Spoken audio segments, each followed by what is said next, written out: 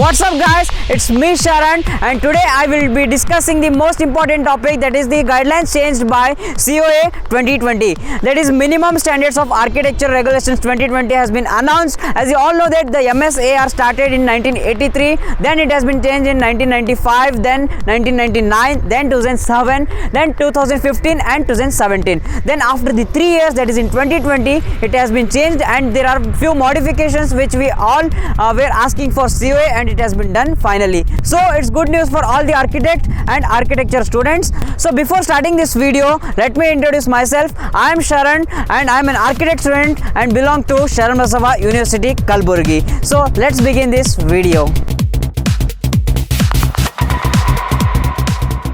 How can students make eligibility in architecture courses?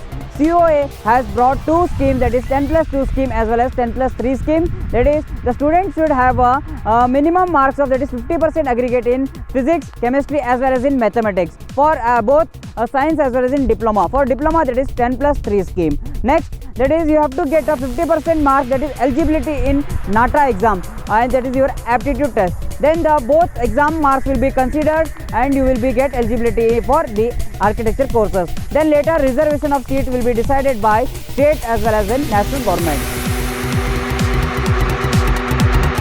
Duration of architecture courses, as earlier it will be of 5 years, that is you will be having a 10 SEMs and 90 working days. After every 6 months you will be having a semester wise exams, and but for 8th and 9th SEM they will be having a practical training so that they can have a practical knowledge as well as professional knowledge. So they will be having a practical training, and in the 10th SEM you will be having a thesis. But now the COA has given a great guidelines in regulations, and it has been mentioned that the jury system will be more strict than earlier now.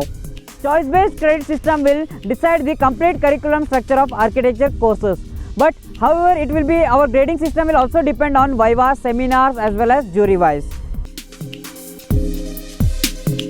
And also COA introduced the 3 years exit option. That is, the student can leave the architecture course in his during his 3 years of courses. No need to complete for 5 years if he is not interested, or else if he is facing any problem. That is, he can have a 3 years course and he can get an appropriate degree from university. Next is compulsory study tour.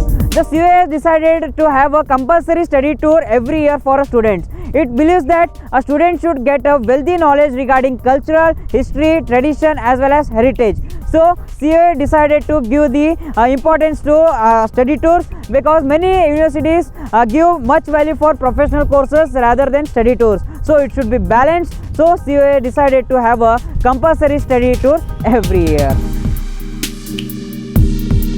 Regulations for universities and institutions. Now there will be more flexibility in learning and teaching system. Now an architect student during his 5 years of architecture course can take an online certification, online courses which can be related to only subject wise, and it is considered as in one elective courses, and he can take in any Indian language or any foreign language. So this is a great opportunity for students and they can take the best use of it.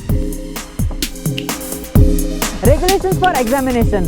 I wanna cover this in 2 points. That is, now you will be having an examination during semester wise as earlier, and you will be having a passing percentage of 45 marks. And there are few points which are mentioned in the guidelines regarding the eligibility of teachers. That is, these points are for teachers, so you can go and read link in description. That is eligibility of teachers regarding externals and internals during our exams. And the next is, I wanna give you detailed explanation regarding credit based system.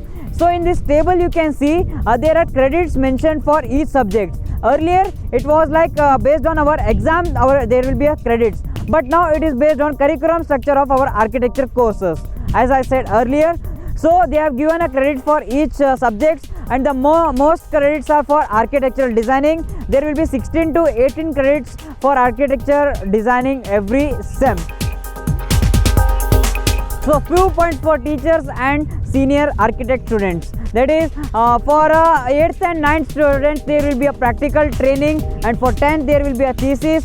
So now the thesis will be not as earlier, now it will be more strict than earlier. And for teachers, if they want to join any architectural college, they should have a 3 years of training which will be given by a council, and these 3 months will be considered as their part of service. So this is a great news for architect teachers. So there are many points which are mentioned for teachers. They can go and read in the guidelines. So I hope you all loved my video. I have mentioned and I have covered all the points which are done by modification in the guidelines. Being an architecture student, I think I have covered all the points. So feel free to comment below. So let's start a new discussion in comment section. So I hope you all loved my video. So subscribe my channel. I will be uploading such videos on my channel. So bye bye.